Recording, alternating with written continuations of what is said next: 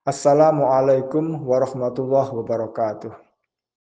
A'udzubillahi minasyaitonirrajim. Bismillahirrahmanirrahim.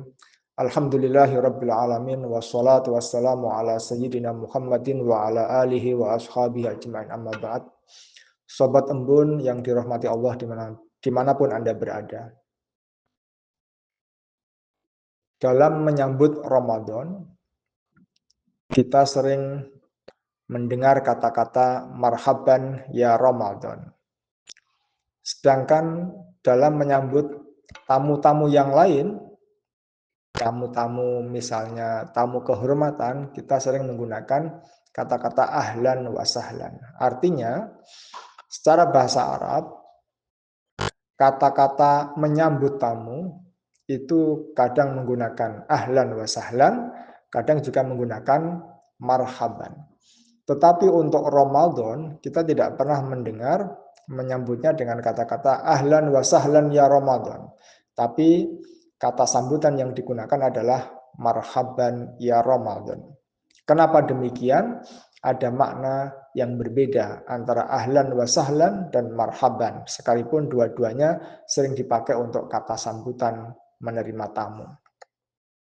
Sobat embun yang berbahagia, ahlan wa sahlan.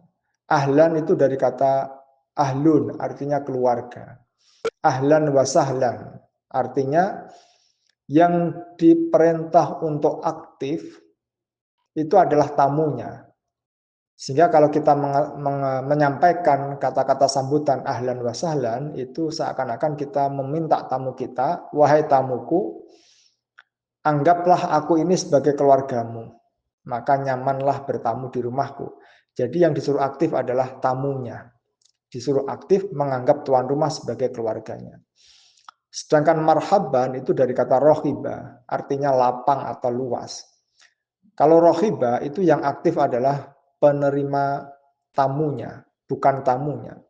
Sehingga marhaban ya Ramadan itu mengandung makna, wahai umat-umat Islam yang kedatangan bulan Ramadan, luaskanlah hatimu, lapangkanlah hatimu, sambut kedatangan Ramadan. Nah, kenapa marhaban ya Ramadan, bukan ahlan wa sahlan? Karena lagi-lagi yang disuruh aktif adalah penerima tamunya, bukan tamunya itu sendiri. Nyambung dengan perintah aktif, kaitannya dengan penerima tamu, yang itu diisyaratkan oleh kata marhaban, nanti nyambung dengan hadis, idza jaa ramadhanu futihat abwabul jannah wa ghuliqat abwabun nar wa sufidati syayatin. Jika datang bulan Ramadan, dibuka pintu surga, ditutup pintu neraka, dan dibelenggu setan. Biasanya ada pertanyaan yang agak menggelitik. Kalau di bulan Ramadan itu setan dibelenggu, kenapa masih ada maksiatan? Kenapa masih ada dosa?